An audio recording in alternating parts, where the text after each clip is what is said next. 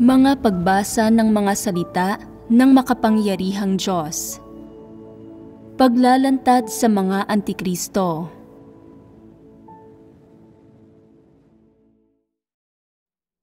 Ikasyam na item. Ginagawa nila ang kanilang tungkulin para lang maging tanyag sila at maisakatuparan ang kanilang sariling mga interes at ambisyon. Hindi nila kailanman isinasaalang-alang ang mga interes ng sambahayan ng Diyos at ipinagkakanulo pa ang mga interes na iyon. Ipinagpapalit para sa kanilang personal na kaluwalhatian. Ikapitong bahagi. Isa sa mga pangunahing layunin at saloobin ng mga Antikristo sa kanilang tungkulin ay ang gamitin ito bilang isang pagkakataon para makipagtransaksyon sa Diyos at para makamit ang mga pakinabang na nais nila. Naniniwala rin sila. Kapag inaabandona ng mga tao ang kanilang mga pamilya at tinatalikuran ang kanilang mga makamundong kinabukasan para gawin ang kanilang tungkulin sa sambahayan ng Diyos, natural lang na dapat may makamit sila, may makuhang kapalit. Ito lang ang patas at makatwiran. Kung ginagawa mo ang tungkulin mo at wala kang natatanggap, kahit pa nakakatanggap ka ng ilang katotohanan, hindi sulit ito. Ang pagbabago sa disposisyon ay hindi rin ganoon kakongkretong pakinabang. Kahit na nakatanggap ka ng kaligtasan, walang makakakita nito. Nagbubulag-bulagan ang mga hindi mananampalatayang ito sa anumang hinihingi ng Diyos sa sangkatauhan. Hindi nila ito kinikilala o pinaniniwalaan at mayroon silang saloobin ng pagtatwa. Batay sa mga saloobin at layunin ng mga Antikristo sa pagtrato nila sa kanilang tungkulin, malinaw na hindi sila mga taong naghahangad sa katotohanan, kundi mga hindi mananampalataya at mga oportunista. Nabibilang sila kay Satanas. Narinig na ba ninyo na kaya ni Satanas na tapat na gumawa ng tungkulin? Kung kaya ni Satanas na gawin ang kanyang tungkulin sa harap ng Diyos, kung gayon, dapat na nakapaloob sa mga panipi ang tungkuling ito dahil ginagawa ito ni Satanas ng pasibo at sapilitan lamang. Si Satanas ay minamanipula ng Diyos at sinasamantala ito ng Diyos. Kaya, dahil sa kanilang antikristong diwa at dahil hindi nila mahal ang katotohanan, dahil tutol sila sa katotohanan at higit pa rito, dahil sa kanilang buktot na kalikasan, hindi kayang gawin ng mga Antikristo ang kanilang mga tungkulin bilang mga nilikha nang walang kondisyon o walang kabayaran. At hindi rin nila kayang hangarin o kamtin ang katotohanan habang ginagawa ang kanilang mga tungkulin o gawin ang mga ito ayon sa mga hinihingi ng mga salita ng Diyos. Dahil sa kalikasan nilang ito, sa saloobin ng pagtrato nila sa kanilang mga tungkulin, at dahil sa iba't ibang pagpapamalas habang ginagawa ang kanilang mga tungkulin, ang pagtrato ng mga Antikristo sa kanilang tungkulin ay nagiging pabaya. Habang ginagawa ang kanilang mga tungkulin, kaya nilang gumawa ng kasamaan at gampanan ang papel ng panggagambala at panggugulo sa gawain ng sambahayan ng Diyos sa anumang oras, sa anumang sitwasyon. Ano ang pangunahin at prominenteng pagpapamalas habang ginagawa nila ang kanilang mga tungkulin? Ito ay ang sutil at pabasta-bastang pagkilos, ang pagiging batas sa sarili nila, at paggawa ng mga bagay-bagay nang hindi kumukonsulta sa iba.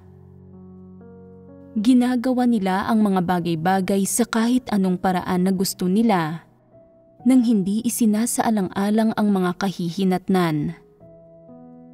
Iniisip lang nila kung paano sila makakaangat at kung paano nila makokontrol ang mas maraming tao sa pamamagitan ng paggawa ng kanilang mga tungkulin. Gusto lang nilang ipakita sa Diyos na nagtiis sila ng paghihirap at nagbayad ng halaga sa paggawa ng kanilang mga tungkulin, na mayroon silang kapital at may karapatang humingi sa Diyos ng mga gantimpala at isang korona para maisakatuparan ang kanilang mga ambisyon at pagnanais at makamit ang kanilang layon na makatanggap ng mga pagpapala.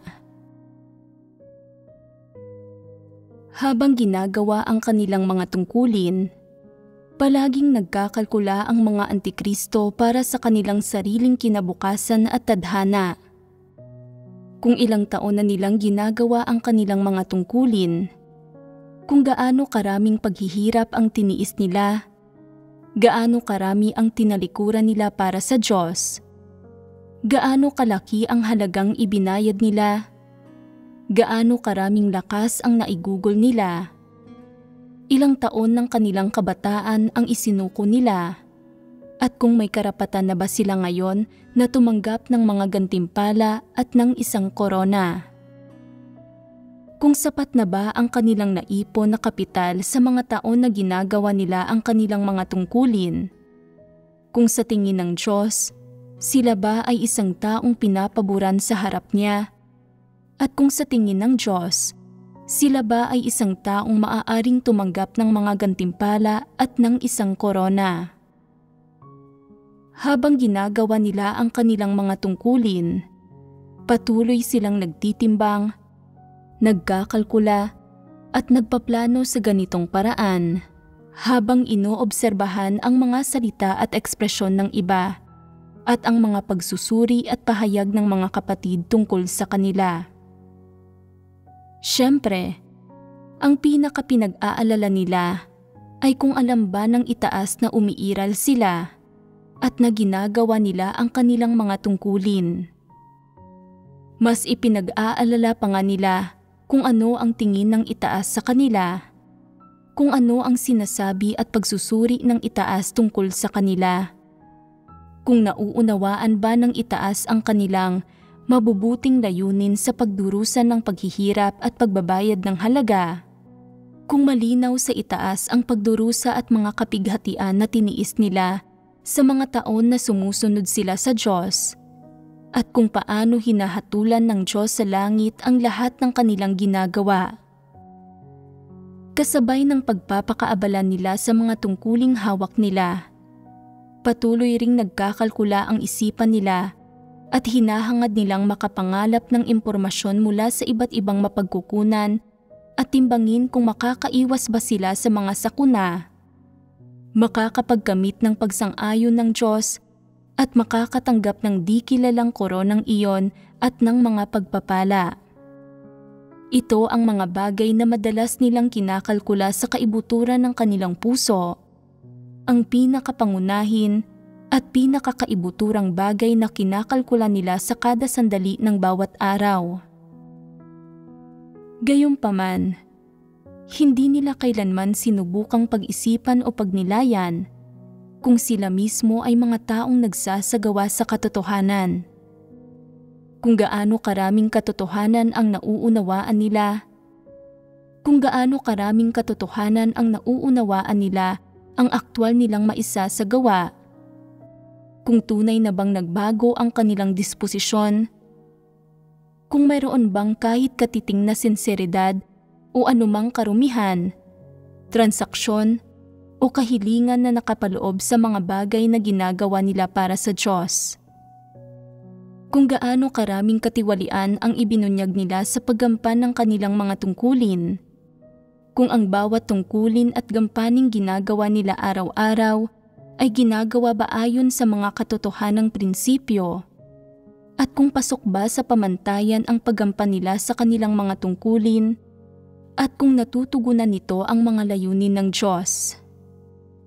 Hindi nila kailanman pinagninilayan o sinusubukang pag-isipan ang mga bagay na ito. Kinakalkula lang nila kung maaari ba silang magkamit ng mga pagpapala sa hinaharap at kung ano ang hantungan nila. Kinakalkula lang nila ang kanilang sariling mga interes at sariling mga pakinabang at kawalan, pero hindi sila kailanman gumugugol ng anumang lakas o pagsisikap para sa katotohanan, sa pagbabago ng disposisyon o sa kung paano matugunan ang mga layunin ng Diyos. Ang mga antikristo ay hindi kailanman nagsasanay ng pagninilay-nilay, pagkilala o paghihimay-himay sa kanilang sariling tiwaling disposisyon o sa mga maling landas na tinahak nila, at hindi nila kailanman iniisip kung paano babaguhin ang kanilang sariling maling perspektiba. Hindi sila kailanman mamumuhi na nilabag nila ang katotohanan at na gumawa sila ng maraming masamang bagay para labanan ang Diyos. Hindi nila kailanman kamumuhian ang kanilang sarili dahil namumuhay sila ayon sa kanilang tiwaling disposisyon, at hindi sila kailanman makakaramdam ng pagsisisi sa mga maling landas na tinahak nila o sa mga bagay na ginawa nila para manggambala at manggulo.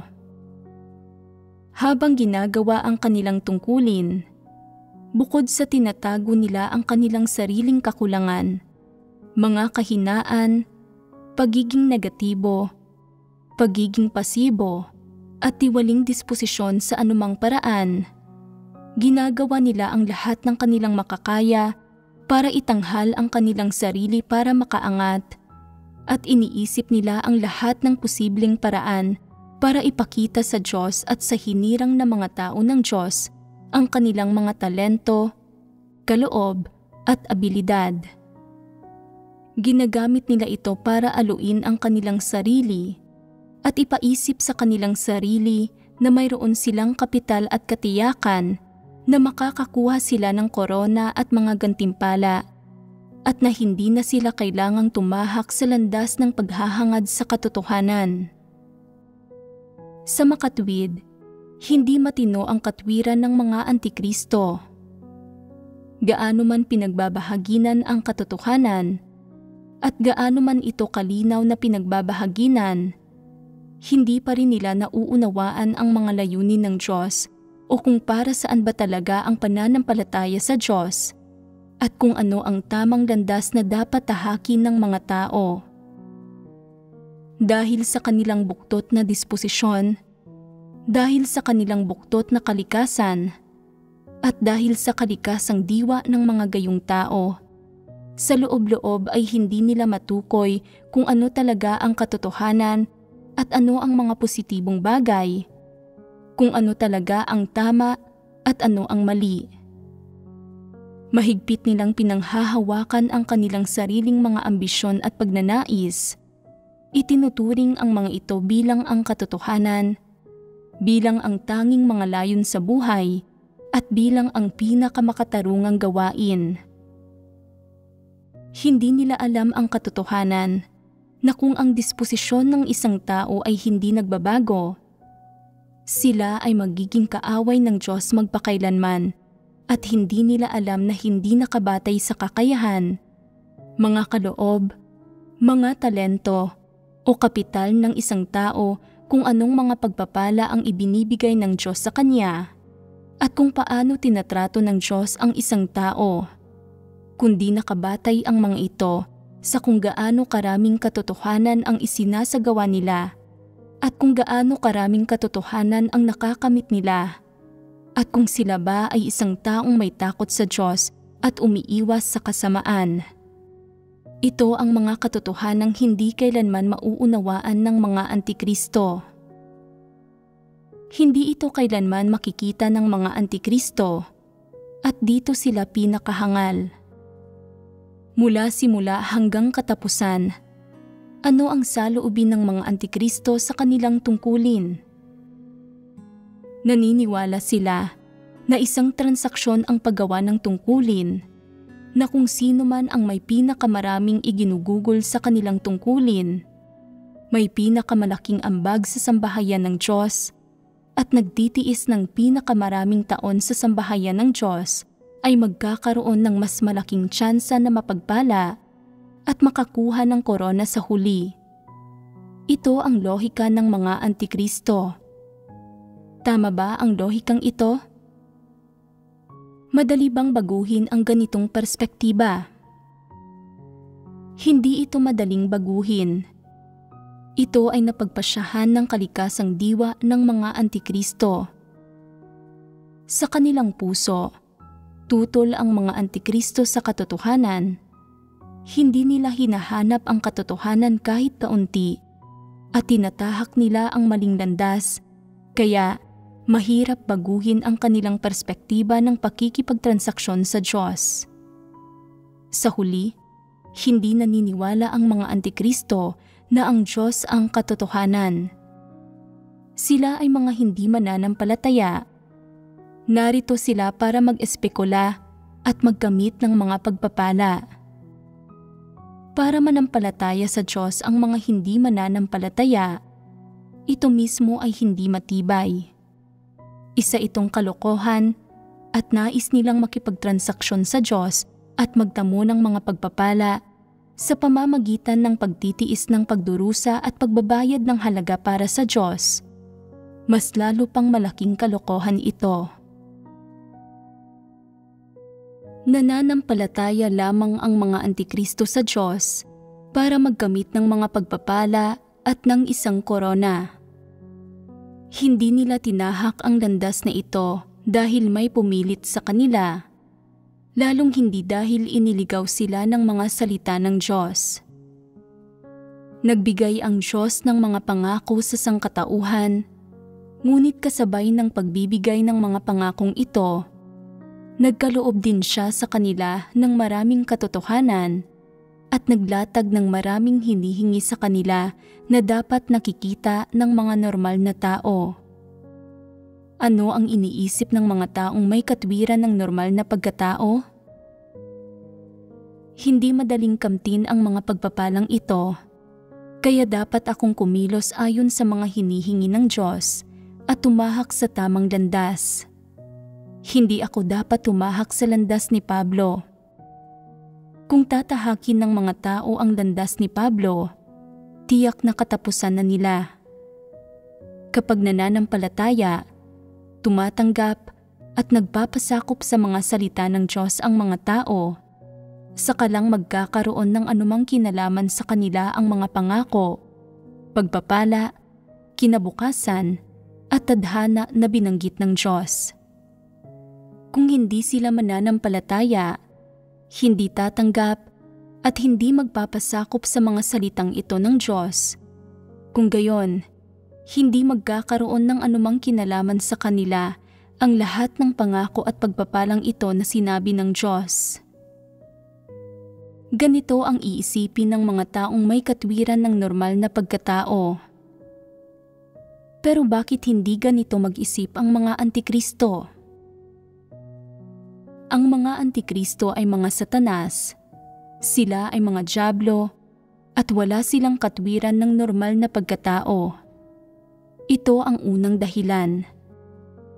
Pangalawa, ang mga antikristo ay tutol sa katotohanan, hindi naniniwala sa bawat salita na sinabi ng Diyos at tutol sa mga positibong bagay.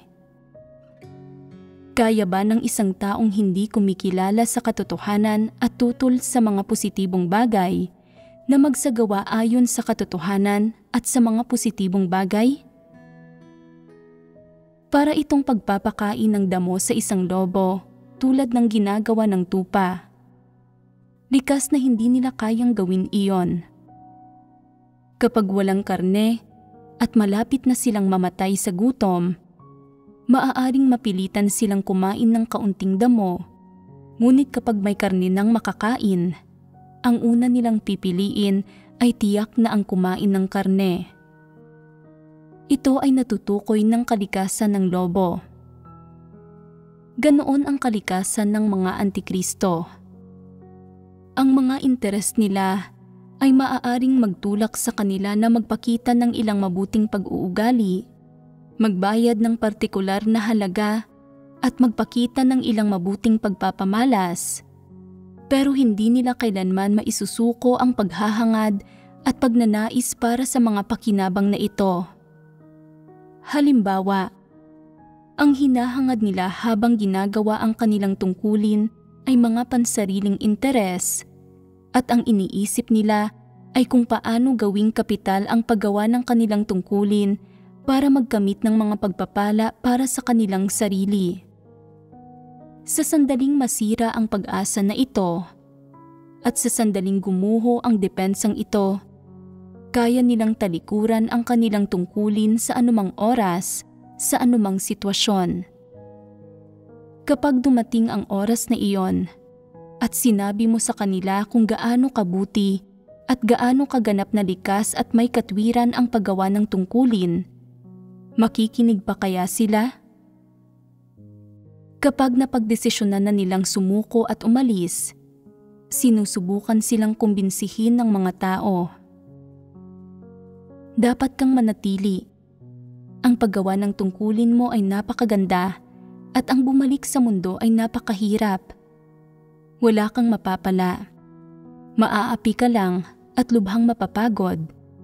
Hindi mo makakamit ang katotohanan at hindi ka magkakaroon ng pagkakataon na maligtas.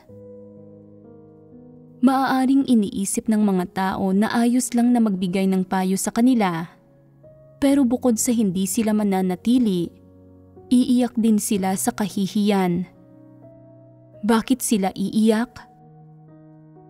Dahil pakiramdam nila ay naagrabyado sila. Totoo ito. At paano sila naagrabyado? Pakiramdam nila ay naagrabyado sila dahil nagtiis sila ng napakaraming pagdurusa at nagbayad ng malaking halaga pero hindi nila nakamit ang gusto nila. Iniisip nila na wala silang nakamit at puno sila ng mga hinaing. Gumagawa ng napakadakilang gawain ang Diyos at hindi sila kailanman naantig nito. Hindi rin sila kailanman napaluha dahil dito. Ngunit kapag sinusubukan silang kumbinsihin ng iba, nagsisimula silang umiyak. Kung naramdaman nilang naagrabyado sila, bakit hindi nila ito sinabi? Hindi ba't masusolusyonan ang mga bagay-bagay kung sasabihin nila ito ng malinaw? Ano ang iniiyakan nila? Bakit hindi na lang direktang magsalita? Dahil napakasama ng kanilang mga iniisip na sila mismo ay nahihiyang pag-usapan ang mga ito.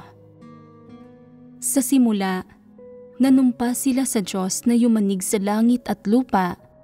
At paano naman ngayon? Pinagsisisihan ko ang ginawa ko. Paanong naging napakahangal ko? Kung alam ko lang na aabot sa ganito, hindi sana ako kumilos ng gaya sa ginawa ko noon. Wala pa akong nauunawaan noon. Sinabi nila na maganda ang manampalataya sa Diyos, kaya nanampalataya ako sa Diyos.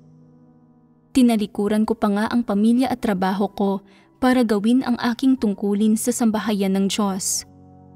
Nagdusa ako ng husto, inusig ako, at inaresto ako, pero wala akong anumang nakamit sa paggawa ng tungkulin ko nitong mga nakaraang taon. Nakakaramdam sila ng pagkaagrabyado at kalungkutan at pinagsisisihan nila ang lahat ng nagawa nila. Sa tingin nila ay hindi ito sulit at akala nila ay naloko at nadaya sila. Ano sa tingin ninyo ang dapat gawin sa ganitong uri ng tao? Dapat silang paalisin kaagad.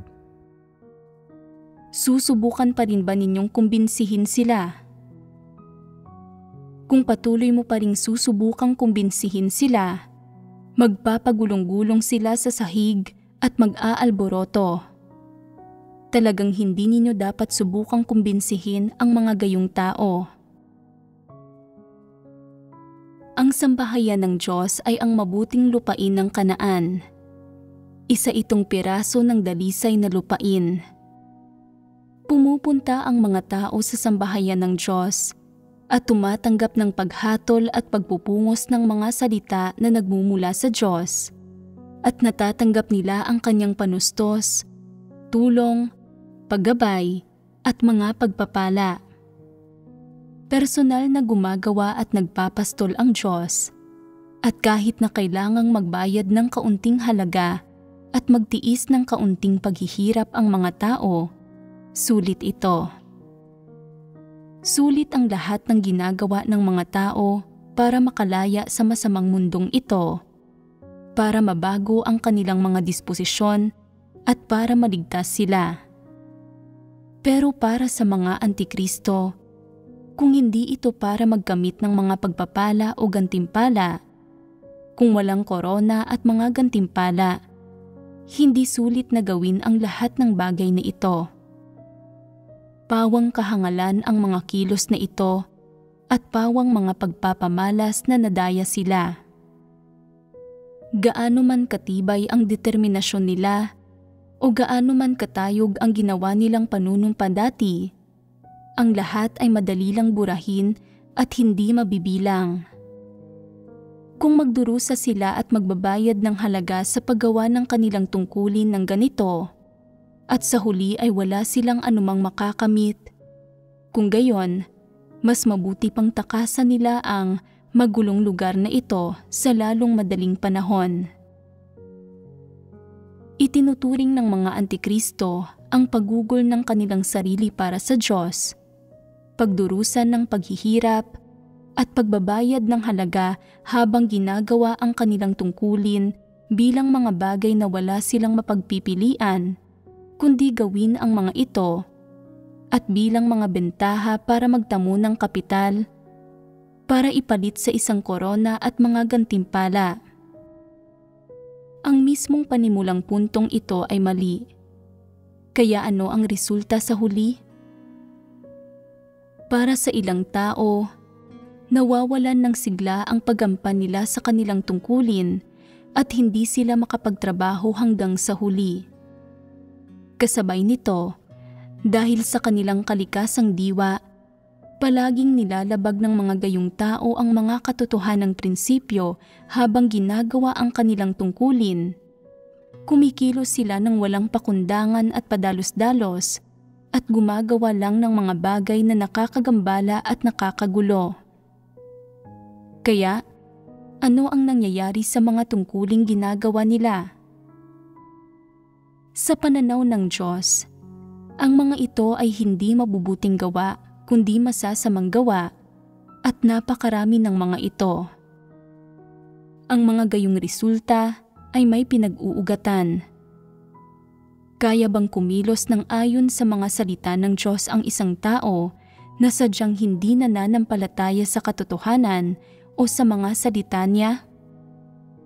Tiyak na hindi. Maghahanap lang siya ng bawat pagkakataon para ipangalandakan ang kanyang sarili, umangkin ng kapangyarihan, kontrolin ang iba, kontrolin ang pag-uugali at mga kaisipan ng iba, at kontrolin pa nga ang lahat ng tungkol sa mga tao para sa sarili niyang mga layon. Sa makatwid, ang ilan sa mga taong ito na gumagawa ng maraming masamang gawa ay pinatatalsik, at ang ilan na medyo taksil at magaling sa pagpapanggap ay nananatili pa rin sa sambahayan ng Diyos. Bakit sinasabi na nananatili sa sambahayan ng Diyos ang mga taong ito?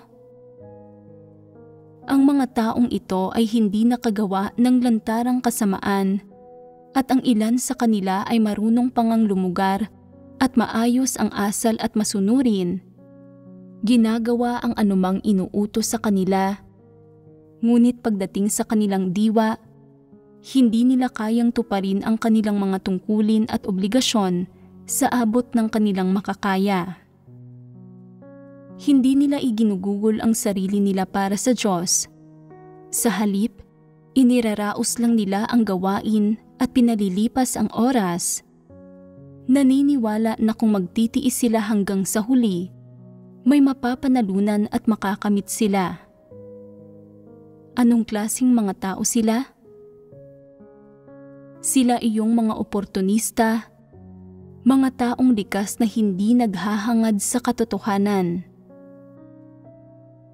Nakagawa ng kaunting kasamaan sa sambahayan ng Diyos ang ilang tao, pero ayon sa mga atas administratibo ng sambahayan ng Diyos, Hindi pa sila umaabot sa antas na paaalisin o patatalsikin sila, at ginagawa pa rin nila ang kanilang mga tungkulin.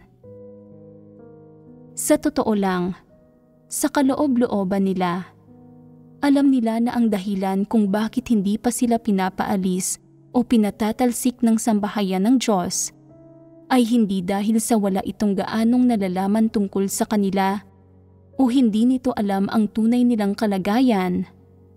Bagkus ay mayroong iba't ibang kadahilanan. Ang ilan sa mga taong ito na hindi pinatalsik ay mga antikristo rin. Bakit ko sinasabi ito? Ito ay dahil ang mga taong ito ay wala ng pagkakataon ngayon, pero batay sa kanilang kalikasang diwa, sa sandaling magkamit sila ng katayuan at magkaroon ng kapangyarihan, agad silang gagawa ng maraming kasamaan. Dagdag pa rito, kahit hindi pa pinapaalis sa sambahayan ng Diyos ang mga taong ito, kadalasan, mas nakalalamang ang mga negatibo kaysa sa positibo pagdating sa paggampan nila sa kanilang mga tungkulin. Madalas silang gumagawa ng masasamang bagay, mga bagay na nakakapinsala sa mga interes ng sambahayan ng Diyos. Bagamat sila mismo ay alam ito, hindi sila kailanman nakakaramdam ng pagsisisi. Hindi kailanman iniisip na may mali silang nagawa at hindi kailanman iniisip na hindi sila dapat kumilos ng ganito. Wala silang mga pagsisisi at sa halip, anong uri ng kalagayan ang umuusbong sa puso nila? Hanggat hindi ako pinatatalsik ng sambahayan ng Diyos, magpapalipas na lang ako ng oras dito at iraraos ko lang ang mga gawain hanggang sa matapos na ang oras ko. Hindi ko hahangarin ang katotohanan at kung may ipapagawa sila sa akin, gagawin ko lang ang kaya ko. Kung masaya ako, medyo mas marami pa ang gagawin ko. At kung hindi ako masaya, kaunti lang ang gagawin ko.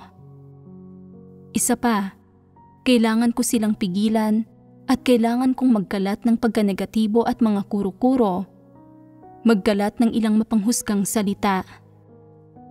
Kapag dumating na ang oras, kahit na paalisin at patalsikin nila ako at wala akong nakakamit na anumang pagpapala, gagamitin ko ang ilang tao bilang sangkalan at isasama ko ang ilan sa pagbagsak ko. Hindi ba't masama ang mga taong ito? Inoobserbahan nila kung sino ang mga taong walang pagkilatis, sino ang mga madalas na mahina at negatibo, sino ang mga may masamang pagkatao, sino ang mga mahalay, at sino ang tila mga walang pananampalataya. At pagkatapos, inaakit nila ang mga taong ito at nagpapakalat sila ng pagkanegatibo sa mga taong ito kapag walang ibang nakakakita. Alam ba nila ang kalikasan ng mga gayong gawain? Alam na alam nila. Kung gayon, bakit kaya pa rin nilang kumilos ng ganito? Hindi kayang baguhin ang kalikasan nila. Malinaw na nakikita na hindi kayang magbago ng kalikasan nila. Pero sa realidad, ano ba ang iniisip nila? Gusto nilang mabigo ang lahat at hayaang mamatay ang iba kasama nila para makaganti sila sa Diyos. Mayroon silang ganitong mapaminsalang pag-iisip. Alam nila na bilang na ang kanilang mga araw at nasa malaot madali, kailangan silang paalisin. Alam nila kung ano ang nagawa nila at kung ano ang kalikasan ng mga bagay na ito na nagawa nila. Pero bukod sa hindi sila nagbabago, nagsisisi o bumibitaw sa kasamaang pinanghahawakan nila, sa halip, lalo pa silang nagpupursigi at nanghihikayat ng mas marami pang masamang tao para gumawa ng kasamaan kasama nila. Nagpapakalat pa nga sila ng pagkanegatibo at mga kuro-kuro na nagiging sanhi para mas marami pang tao ang mag-abandona at puminsala sa mga interes ng sambahayan ng Diyos. May dala itong kaunting kalikasan ng paghihiganti at sa paggawa nila nito ay sinasabi nila, "Hindi ko na kayang patuloy na manampalataya at sa malaot madali ay tiyak na paaalisin ako ng sambahayan ng Diyos. Kaya hindi ko ito gagawing madali para sa inyong lahat at para sa sambahayan ng Diyos." Bago pa man gumawa ng anumang desisyon ang sambahayan ng Diyos tungkol sa kanila, nauuna na silang umatake. Hindi ba't ito ang mga gawa ng masasamang tao? Naniniwala sila, "Wala akong pag-asa na magkamit ng mga pagpapala. Hindi ninyo kailangang sabihin sa akin ang mga bagay na ginawa ko noon. Malinaw ko nang naiintindihan ang lahat ng ito. Hindi ninyo ako kailangang patalsikin. Kusa na akong susuko." Naniniwala pa nga sila na ang paggawa nito ay pagkakaroon ng kamalayan sa sarili at pagiging makatwiran, na isa itong matalinong hakbang. Sinasabi nila, "Kung hindi mo ako papayagang makatanggap ng mga pagpapala at wala akong makakamit, bukod sa hindi ako magsisisi, pipigilan din kita. Magpapakalat ako ng pagkanegatibo at ng mga kuro-kuro at mga maling paniniwala habang nakatalikod ka. Kung hindi ako magkakamit ng mga pagpapala, huwag mong asahan na magkakamit din ang iba. Hindi ba't mapaminsala ang mga gayong tao?" Nagpapakalat din ng gayong mga salita ang ilang antikristo. Ang mga katulad namin ay sinasamantala lamang sa sambahayan ng Diyos. Napakahangal naming lahat.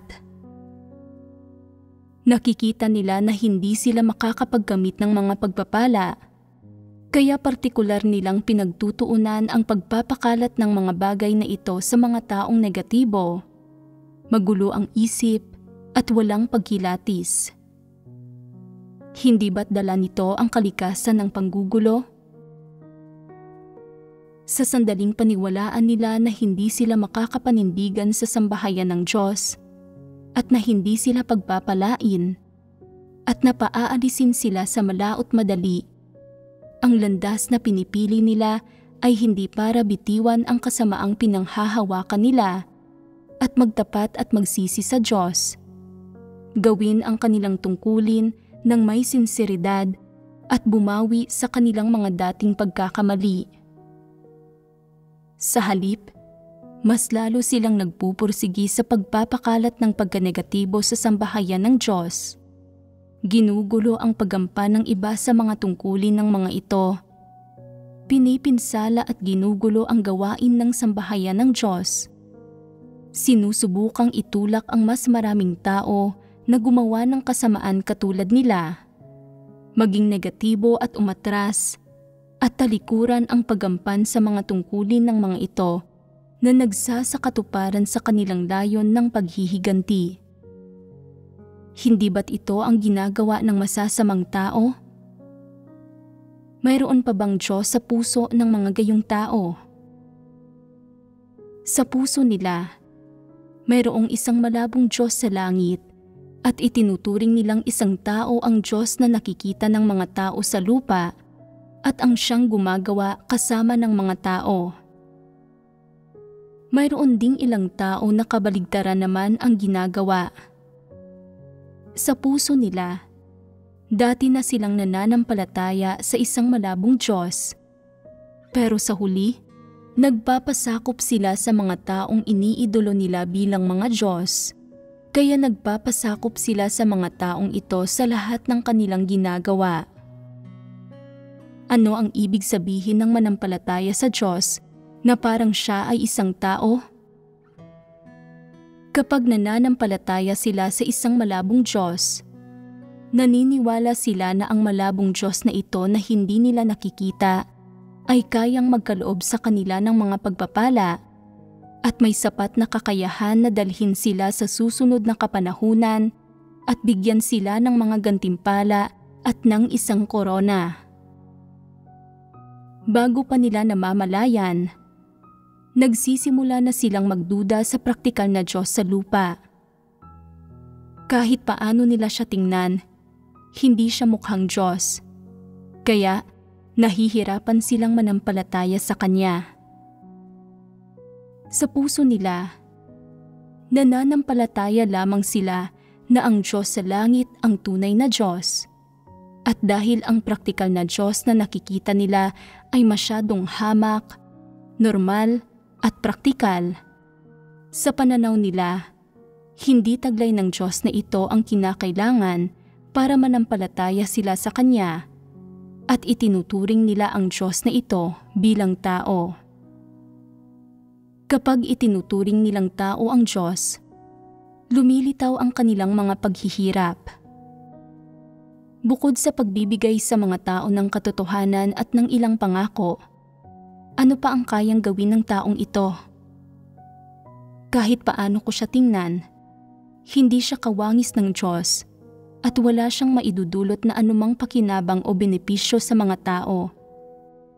Isa lang siyang tao. Ano ang kayang gawin ng taong ito?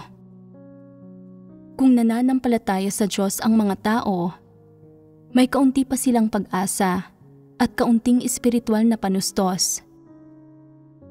Ngunit kung nananampalataya sila sa isang tao, ano ang mga pakinabang at benepisyong maibibigay ng taong ito sa mga tao?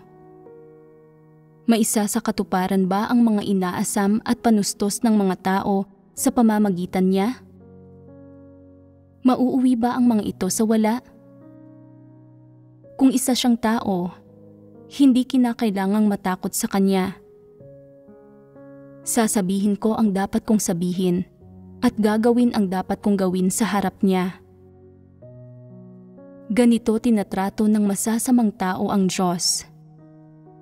Kapag hindi pa nila siya nakikita, iniisip nila na ang Diyos ay napakatayog, napakabanal, at hindi pwedeng salungatin.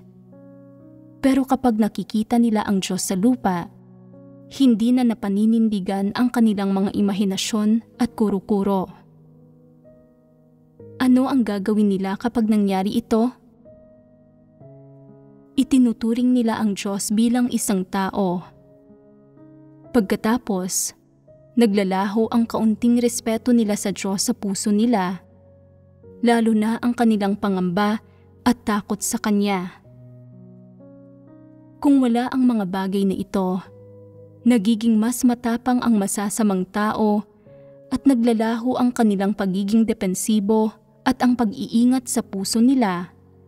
At pagkatapos, mangangahas silang gawin ang anumang bagay. Kahit na manampalataya ang mga gayong tao hanggang sa pinakahuli, sila pa rin ay mga taong lumalaban sa Diyos. Madali para sa mga antikristo na manampalataya sa Diyos sa langit, pero talagang mahirap para sa kanila ang manampalataya sa Diyos sa lupa. Si Pablo ay isang buhay na halimbawa nito. Ano ang naging huling resulta ng pananampalataya niya kay Kristo?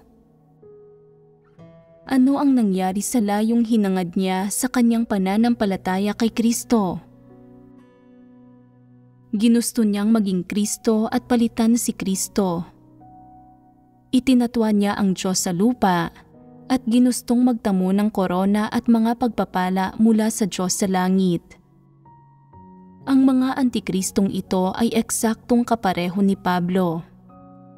Itinuturing nila ang Diyos sa lupa bilang isang tao at ang Diyos sa langit na hindi nakikita bilang ang pinakadakilang Diyos sa kanilang puso, na maaaring linlangin, paglaruan ayon sa kanilang kagustuhan, bigyang pakahulugan sa anumang paraang gusto nila, at isailalim sa mga kuro-kuro at labanan ayon sa nais nila. Ito ang pagkakaiba sa kung paano tinatrato ng mga hindi mananampalataya at mga antikristo ang Diyos sa langit at ang Diyos sa lupa. Dahil mismo sa pagtrato nila sa Diyos sa lupa nang may gayong saloobin, kaya sila nagpapakita ng iba't ibang pagpapamalas sa pagtrato sa kanilang mga tungkulin. Kabilang sa mga pagpapamalas na ito, ang unti-unting pagkawala ng interes at ng kagustuhang gumawa ng kanilang mga tungkulin kapag nakita nila ang Diyos sa lupa. Dahil dito, nawawalan sila ng interes sa pananampalataya sa Diyos at nagkakaroon sila ng mga negatibong kaisipan at pagpapamalas. Kaya, hindi nakakapanindigan ang lahat ng Antikristo sa huli. Kahit na hindi sila alisin ng iglesia, aalis sila ng kusa. Mayroon ba kayong alam na mga gayong halimbawa? Oo, nakatagpo na ako ng isang Antikristo noon. Napakasutil niya. Hindi niya hinangad o isinagawa ang katotohanan at pabasta-basta at walang ingat niyang ginawa ang kanyang tungkulin. Isa pa, hindi siya nagsikap na pag-aralan ang kanyang propesyon at napakatamad niya at nagyayabang pa siya. Araw-araw, ang iniintindi lang niya ay pagkain at pananamit at nakikiapid din siya. Nang patalsikin siya, wala siyang kahit katiting na intensyon na magsisi. Sa halip, pakiramdam niya ay nakahinga siya ng maluwag. Hindi pinahahalagahan ng mga ganitong tao ang pagkakataon na makagawa ng tungkulin. Lalong hindi nila iginagalang o pinahahalagahan ang kanilang sariling tungkulin. Mga pabaya sila at sinasayang nila ang kanilang oras. May nakipagbahaginan ba sa kanya na hindi pwedeng gampanan ang tungkulin sa ganitong paraan? Oo, nakipagbahaginan din ako sa kanya pero hindi siya nakikinig. Medyo pabaya ang saloobin niya. Mayroon pa bang makapagbibigay ng halimbawa? May isang direktor na palaging pabaya sa paggawa ng kanyang tungkulin. Marami sa mga material na kinunan niya ay hindi angkop at nagsanhi rin siya ng mga paggagambala at kaguluhan. Matapos siyang ilipat sa Grupo B, tumigil siya sa paggawa ng kanyang tungkulin. Buong araw siyang nagpapakaabala sa pagpunta sa trabaho at pagkita ng pera at nakikihalubilo siya sa mga walang pananampalataya. At sa huli, pinaalis siya. Sa katunayan, kahit hindi siya pinaalis ng iglesia, kusa na rin sana siyang aalis. Hindi niya hinangad ang katotohanan at hindi siya nakapanindigan sa huli. Pare-pareho lang ang disposisyong diwa ng mga antikristong ito. Tutol sila sa katotohanan at sa mga positibong bagay. Mahilig sila sa kawalan ng katuwiran at mayroon silang mga napakasidhing ambisyon at pagnanais. Itinuturing nilang parang laro ang kanilang tungkulin at tinatrato ito ng pabaya at ang estilo ng kanilang pag-uugali ay talagang hindi marapat at hindi mapigil. Ang kalikasan nila ay buktot at malupit. Pumupunta lang sila sa sambahayan ng Diyos at gumagawa ng tungkulin para magtamo ng mga pagpapala. At kung hindi ito para magtamo ng mga pagpapala, hindi sila mananampalataya sa Diyos. Likas na walang ipinagkaiba ang mga taong ito sa mga walang pananampalataya. Sila ay ganap na mga hindi mananampalataya at mga walang pananampalataya. Ito ang diwa nila.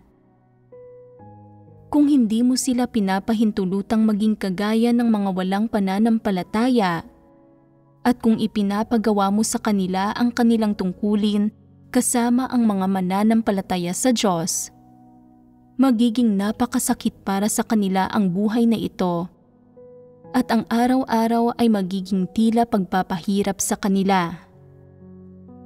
Pakiramdam nila ay hindi kawili-wiling gawin ang kanilang tungkulin kasama ang mga kapatid sa sambahayan ng Diyos ng may maayos na asal, nang nananatili sa kanilang tamang pwesto at pakiramdam nila, ang buhay na ito ay hindi kasing laya at di napipigilan katulad ng kapag nakikihalubilo sila sa mga walang pananampalataya sa mundo sa labas. Pakiramdam nila ay hindi kawili-wili ang ganoong paraan ng pamumuhay. Kaya, ang pagpunta nila sa sambahayan ng Diyos at paggawa ng kanilang tungkulin ay ginagawa lamang dahil kinakailangan. Ito ay bunsod ng kanilang intensyon na magkamit ng mga pagpapala at ginagawa nila ito para matugunan ang kanilang mga pansariling ambisyon at pagnanais. Batay sa kanilang kalikasang diwa, likas nilang hindi mahal ang katotohanan o ang mga positibong bagay. Lalong hindi nila pinaniniwalaan ang mga bagay na kayang isakatuparan ng Diyos. Sila ay ganap na mga hindi mananampalataya at mga oportunista. Hindi sila naparito para gawin ang kanilang mga tungkulin, kundi para gumawa ng kasamaan, magdulot ng mga kaguluhan at makipagtransaksyon. Kaya, batay sa kabuuan ng mga pagpapamalas na ito ng mga antikristo, kapag nasa sambahayan ng Diyos ang mga taong ito, sila ba ay kapaki-pakinabang o nakapipinsala sa gawain nito? Nakapipinsala. Ni minsan ba ay nakakita ka na ng isang tao na may antikristong diwa na medyo may kaloob at kakayahan at kayang manatili sa kanyang tamang pwesto habang ginagawa ang kanyang tungkulin sa sambahayan ng Diyos nang hindi nagdudulot ng problema o mga pagkagambala? Ipagpalagay na sasabihin mo sa isang antikristo, para sa isang taong katulad mo na nakagawa ng ilang kasamaan noon, hindi sigurado kung magkakaroon ka ng anumang kinabukasan o tadhana sa hinaharap. Dahil medyo may kaloob ka, magsikap ka na lang sa pagseserbisyo sa sambahayan ng Diyos. Magiging handa ba silang magserbisyo ng walang pagsasaalang-alang sa kung sila ba ay pagpapalain o magdurusan ng kasawian? Tiyak na hindi. Ang mga taong nakakagawa nito ay iyong mga medyo may mabuting pagkatao. Pero mayroon bang gayong pagkatao ang mga antikristo? Wala. Malupit ang kanilang disposisyon. Iniisip nila, kung hindi mo ako bibigyan ng mga pakinabang, unang ilang pangako o kasunduan, paano ako makakapagsumikap para sa iyo? Huwag na huwag mong aasahan ito. Imposible iyon. Isa itong malupit na disposisyon. Ito ang komprehensibong pagpapamalas ng kung paano tinatrato ng mga antikristo ang kanilang tungkulin, ang Diyos at ang mga hinihingi ng Diyos. Sa palagay ba ninyo ay may sino mang antikristo na nagsasabi, "Itinaas ako ng Diyos at binigyan niya ako ng kaloob na ito, kaya ihahandog ko ang sarili ko para sa Diyos"? Ano ang sasabihin nila? Gusto mo akong samantalahin? Tinatangkilik mo lang ang aking mga kaloob at talento. Kung gusto mong makinabang sa akin, kailangan mo akong bigyan ng ilang pakinabang. Kung gusto mo akong samantalahin, hinding-hindi iyan mangyayari. Hindi sila naniniwala na pagtataas ito ng Diyos sa kanila, at hindi rin sila naniniwala na ito ay isang oportunidad na bigay ng Diyos na dapat nilang pahalagahan. Naniniwala sila na ito ay pagsasamantala sa kanila. Ito ang pinaniniwalaan ng mga antikristo. Marahil ay pansamantalang mangmang ang ilang tao, Nagsasanhi sila ng mga pagkagambala at kaguluhan at gumagawa ng ilang masamang bagay at pagkatapos ay ibinubukod sila para sa pagninilay-nilay sa sarili.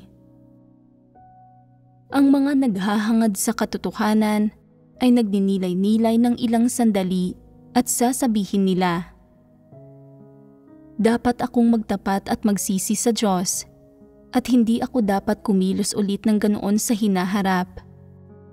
Dapat akong matutong magpasakop, matutong makipagtulungan sa iba, at matutong hanapin ang katotohanan at kumilos ayon sa salita ng Diyos. Hindi na ako dapat muling gumawa ng kasamaan." Pagkatapos, isinasaayos ng iglesia na gawin nila ang kanilang tungkulin at pinasasalamatan nila ang Diyos habang lumuluha. Pinahahalagahan mula sa kaibuturan ng kanilang puso ang pagkakataong ito na ibinigay sa kanila ng Diyos. Ikinararangal nila na magkaroon ng pagkakataon na magawang muli ang kanilang tungkulin. Pakiramdam nila ay dapat nila itong pahalagahan at hindi na hayaang mawala muli, at ginagawa nila ang kanilang tungkulin ng mas mahusay kaysa dati. May kaunti silang pagkilala sa kanilang sarili at sumailalim sila sa ilang pagbabago.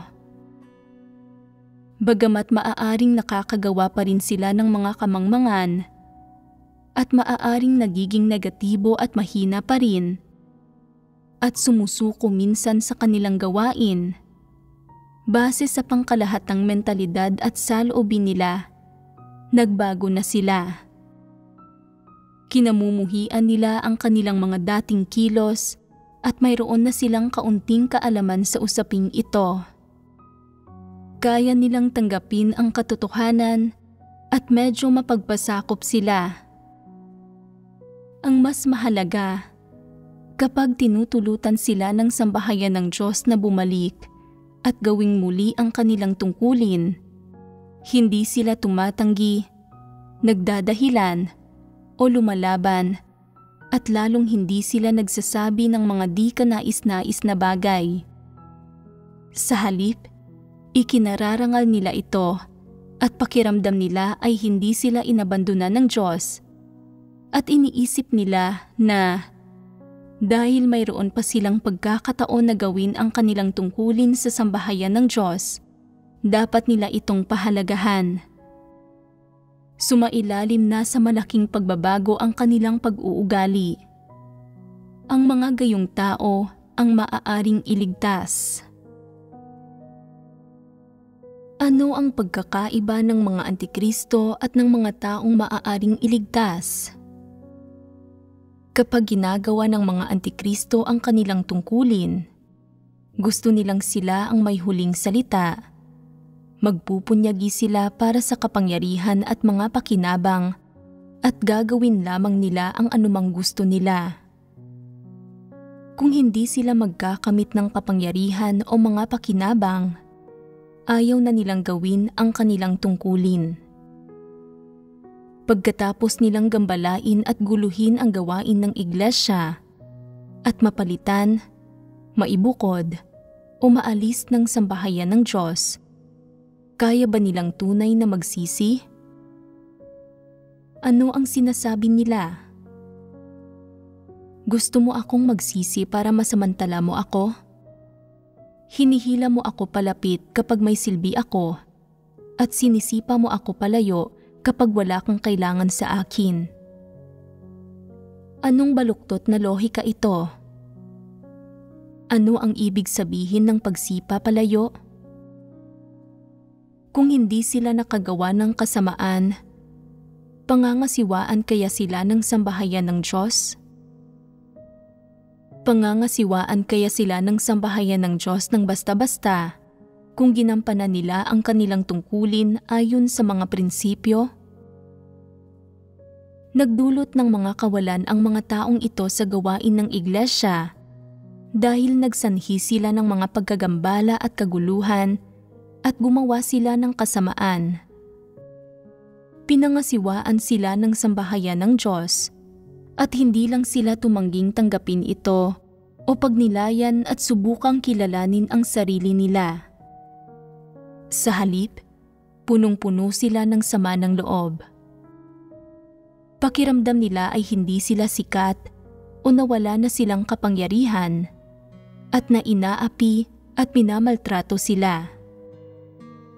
Kapag binibigyan sila ng pagkakataong gawing muli ang kanilang tungkulin, bukod sa hindi sila mapagpasalamat sa puso nila at hindi nila pinapahalagahan ang oportunidad na ito, gumagawa rin sila ng huwad na kontra-akusasyon. Sinasabi nila na sinasamantala sila ng sambahayan ng Diyos. Hindi nila tinatanggap mula sa Diyos ang pagtrato sa kanila ng sambahayan ng Diyos. Sa halip, naniniwala sila na ang mga tao ang nang-aapi sa kanila, sumisipa sa kanila palayo, at nagmamaltrato sa kanila. Puno ng mga reklamo ang puso nila at ayaw na nilang gawing muli ang kanilang tungkulin. Ang katwiran nila kaya ayaw na nilang gawing muli ang kanilang tungkulin ay na ayaw nilang mapagsamantalahan at naniniwala sila na ang lahat ng gumagawa ng tungkulin ay pinagsasamantalahan ng sambahayan ng Diyos. Napakawalang saysay at nakalilin lang nito. Mayroon bang anumang salita rito na tumutugma sa katotohanan, pagkatao o pagkamakatwiran? Wala. Kung gayon, hindi tinatanggap ng mga antikristo ang katotohanan. Laging mainit ang ulo nila. Ang puso nila ay puno ng kalupitan, reklamo, transaksyon, at higit pa rito, ang puso nila ay puno ng pansariling pagnanais. Puno ng mga bagay na ito ang puso nila. Hindi nila matanggap mula sa Diyos ang mapangasiwaan ng sambahayan ng Diyos sa anumang paraan o sa anumang kapaligiran na pinamamatnugutan ng Diyos para sa kanila. Nahaharap lamang nila ang mga bagay na ito nang mainit ang kanilang ulo nang nakikipagtuos. Hinaharap nila ang lahat ng ito gamit ang mga pamamaraan at lohika ni Satanas. Kaya sa huli, hindi pa rin nila nakakamit ang katotohanan at maaari lamang silang itiwalag. Ang iba't ibang tao ay may iba't ibang reaksyon kapag pinapalitan sila at kapag may binabago sa kanilang mga tungkulin o kahit kapag binubukod o inaalis sila. Ang mga taong tunay na nagmamahal sa katotohanan ay nasusuklam sa kanilang sariling mga gawa. Bukod sa hindi tinatanggap ng mga antikristong hindi nagmamahal sa katotohanan ang mga bagay na ito mula sa Diyos sa puso nila, puno rin sila ng pagkamuhi. Ano ang mga kahihinatnan nito? Nagsasanhi ito ng mga reklamo, pag-alipusta, paghusga, at pagkondena sa loob nila. Itinutulak sila nito na itakwil at lapastanganin ang Diyos. Ito ang pinagmumulan ng kanilang kalalabasan. Ito ay itinatakda ng kanilang kalikasang diwa. Ang mga antikristo ay walang kakayahang umunawa sa katotohanan, tumanggap ng mga bagay-bagay mula sa Diyos, at magpasakop sa lahat ng isinasaayos ng Diyos, kaya nakatakda na ang kalalabasan nila. Inaalis sila ng sambahayan ng Diyos sa buhay na ito. Hindi na kailangang banggitin pa kung ano ang mangyayari sa kanila sa darating na mundo. Nakikilatis ba ninyo ang mga usaping ito? Kung nakakatuklas kayo ng mga gayong tao sa paligid ninyo, maikukumpara ba ninyo itong mga salita ko sa kanila? Ano ang mga pinaka-prominenteng pagpapamalas ng mga antikristo? Hindi sila nananampalataya sa katotohanan, hindi tumatanggap sa katotohanan, hindi nagpapasakop sa mga pamamatnugot at pagsasaayos ng Diyos, hindi nila kayang tumanggap ng anumang bagay mula sa Diyos at hindi sila umaamin sa kanilang mga pagkakamali o nagsisisi kahit ano pang mga maling gawa ang ginagawa nila. Ito ang nagtatakda na ang mga taong ito ay kay Satanas at na sila ay mga puntirya ng pagwasak. Dapat lahat kayo ay ikumpara ang sarili ninyo sa iba't ibang pagbubunyag, pagpapamalas, at pagsasagawa ng mga antikristo na inilantad ko. Habang ginagawa ninyo ang inyong mga tungkulin, sigurado na magpapakita kayo ng ilan sa mga pagpapamalas, pagbubunyag, at pagsasagawang ito. Pero ano ang pinagkaiba ninyo sa mga antikristo? Kaya ba ninyong tanggapin mula sa Diyos ang mga bagay na nangyayari sa inyo? Oo, kaya namin. Ang magawang tanggapin mula sa Diyos ang nangyayari sa inyo ay ang pinakabihirang bagay. Kaya ba ninyong magbago kapag tinahak ninyo ang maling landas? Kapag gumawa kayo ng mali, gumawa ng mga kamangmangan o ng mga pagsalangsang? Kaya ba ninyong magsisi? Oo, kaya namin. Ang magawang magsisi at magbago ay ang pinakamahalaga at pinakabihirang bagay. Ngunit ito ang wala mismo sa mga antikristo. Tanging ang mga taong ililigtas ng Diyos ang mayroon nito. Ano ang mga pinakamahalagang bagay na dapat taglayin? Una, ang pananampalataya na ang Diyos ang katotohanan. Ito ang pinakapundamental na bagay. Kaya ba ninyo itong gawin? Oo, kaya namin. Hindi nagtataglay ng pinakapundamental na bagay na ito ang mga antikristo. Ikalawa, ang pagtanggap na ang salita ng Diyos ay ang katotohanan. Maituturing din ito na pinakapundamental na bagay. Ikatlo, ang pagpapasakop sa pamamatnugot at mga pagsasaayos ng Diyos. Ito ay ganap na hindi maabot ng mga antikristo, pero dito ito nagsisimulang maging mahirap para sa inyo. Ikaapat, ang pagtanggap ng lahat mula sa Diyos nang hindi nakikipagtalo, nagbibigay katwiran sa iyong sarili, nagbibigay ng mga dahilan o nagrereklamo. Ganap itong imposible para sa mga antikristo. Ikalima, ang pagsisisi pagkatapos maghimagsik o gumawa ng mga pagsalangsang. Magiging mahirap lang para sa inyo na matamo ito. Pagkatapos gumawa ng mga pagsalangsang, saka lang unti-unting nagkakaroon ang mga tao ng kaunting kaalaman tungkol sa kanilang mga tiwaling disposisyon sa pamamagitan ng ilang panahon ng pagninilay-nilay at paghahanap, kalungkutan, pagka-negatibo at kahinaan. Siyempre, nangangailangan ito ng oras. Maaaring 1 o 2 taon o maaaring mas matagal pa. Kaya lang ng isang tao na tunay na magsisi pagkatapos lubos na maunawaan ang kanilang mga tiwaling disposisyon at sumuko ng mula sa puso. Bagamat hindi ito madali, sa huli ay makikita ang mga pagpapamalas ng pagsisisi sa mga taong naghahangad sa katotohanan, sa mga taong kayang kamtin ang pagliligtas ng Diyos. Pero hindi ito taglay ng mga antikristo. Pag-isipan ninyo ito. Sinong antikristo ang hindi nag-uungkat sa nakaraang 3 o 5 taon o maging sa 10 o 20 taon matapos gumawa ng masamang bagay? Gaano man katagal na ang lumipas, pagkatapos mo silang makita ulit, ang pinag-uusapan pa rin nila ay pawang ang mga argumento nilang iyon.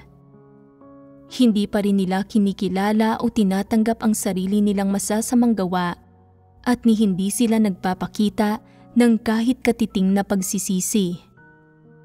Ito ang kaibahan ng mga antikristo at ng mga ordinaryong tiwaling tao. Bakit hindi kayang magpakita ng pagsisisi ng mga antikristo? Ano ang ugat na dahilan? Hindi sila naniniwala na ang Diyos ang katotohanan, kaya hindi nila kayang tanggapin ang katotohanan. Wala nang pag-asa rito, at ito ay itinatakda ng diwa ng mga antikristo. Kapag naririnig ninyo ako na naghihimay-himay sa iba't ibang pagpapamalas ng mga antikristo, iniisip ninyo, katapusan ko na. May disposisyon din ako ng isang antikristo. Hindi ba't isa rin akong antikristo? Hindi ba't ito ay kawalan ng pagkilatis?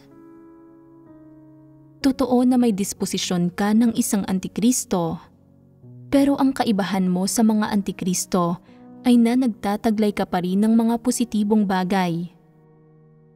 Kaya mong tanggapin ang katotohanan, magtapat, magsisi, at magbago, at ang mga positibong bagay na ito ay makapagbibigay kakayahan sa iyo na iwaksi ang mga disposisyon ng mga antikristo at magbibigay daan para malinis ang iyong mga tiwaling disposisyon at para makamit mo ang kaligtasan. Hindi ba't ibig sabihin nito ay may pag-asa ka? May pag-asa ka pa. Masyadong mahirap para sa inyong lahat ang pagsusulat ng mga artikulo ng patotoong batay sa karanasan at hindi kayo makagawa ng mga ito. May ilang tao na isang artikulo ng patotoo lang ang naisusulat pagkatapos ng maraming taon ng karanasan. Ang iba ay isang patotoo lang ang naisusulat matapos manampalataya sa loob ng 10 o 20 taon at sama-sama nilang ibinubuod ang pinakadiwa ng mga karanasan ng mga taon na ito. May ilan na nananampalataya na sa Diyos sa loob ng 30 taon at wala pa rin silang tunay na kaalaman batay sa karanasan. Ang pinakapunto ay na hindi nila nauunawaan ang katotohanan. Kaya, ano ang dapat kong gawin kapag nahaharap ako sa ganitong kasalukuyang sitwasyon kung saan hindi ninyo nauunawaan ang katotohanan? Kailangan ko kayong kausapin ng mas madalas, ng matyaga at taimtim, higit na magsalita at maglitanya, at kailangan ninyong magkaroon ng kaunting pasensya at mas makinig sa pakikipagbahaginan ko. Makinig kayong mabuti, magkaroon ng pagkilatis, at magsikap na unawain ang diwa ng bawat aspekto ng katotohanan. Gaya ng sinabi ko, kung nauunawaan mo ang mga pagpapamalas ng mga taong may disposisyon ng mga antikristo, kung ano ang mga pagpapamalas ng mga taong iyon na may diwa ng mga antikristo, at kung ano ang kaibahan sa pagitan ng dalawa, kung gayon, magkakaroon ka ng landas na tatahakin at kasabay nito, magkakaroon ka rin ng pagkilatis. Makikilatis mo ang sarili mong mga tiwaling disposisyon at ang diwa ng mga antikristo. Kung makakatagpo ka ng isang antikristo, magagawa mong maagap na kilatisin at ilantad siya. Maagap na pigilan at limitahan ang kanyang mga padalos-dalos at basta-bastang pagkilos at pagsasagawa, at iwasan o bawasan ang mga kawalan na dulot ng kanyang masasamang gawa sa gawain ng iglesia. Kung hindi, kung mahina ang inyong kakayahang umarok at wala kayong pagkilatis, o kung hindi kayo metikuloso pagdating sa katotohanan, at palaging mga doktrina lang ang nauunawaan ninyo at hindi ninyo makilatis ang diwa ng isang tao, bukod sa ito ay hahantong sa kawalan ninyo ng kakayahang kumilatis sa mga antikristo sa paligid ninyo. Susunod din kayo sa kanila na para bang mabubuting leader sila. Pag-isipan ninyong mabuti, isaalang-alang ng mabuti. Masigit na pakinabang ba ang hatid ng mga bagay na ginagawa ng mga antikristo sa sambahayan ng Diyos o masigit na pinsala? Pagkatapos ng masusing pagsasaalang-alang, makikita ninyo na bagamat mukhang gumagawa ng ilang mabuting bagay ang mga antikristo habang gumagawa sa sambahayan ng Diyos, ang totoo ay mas nakapipinsala sila kaysa nakabubuti. Mas marami ang kawalan kaysa pakinabang. Sa katunayan, naghahatid ng mas malalaking nakatagong panganib ang mabubuting gawa nila na nagdudulot ng mas malaking pinsala kaysa kabutihan sa gawain ng iglesia. Ang papel na ginagampanan ng mga taong ito sa sambahayan ng Diyos ay ang pagiging mga alipores ni Satanas.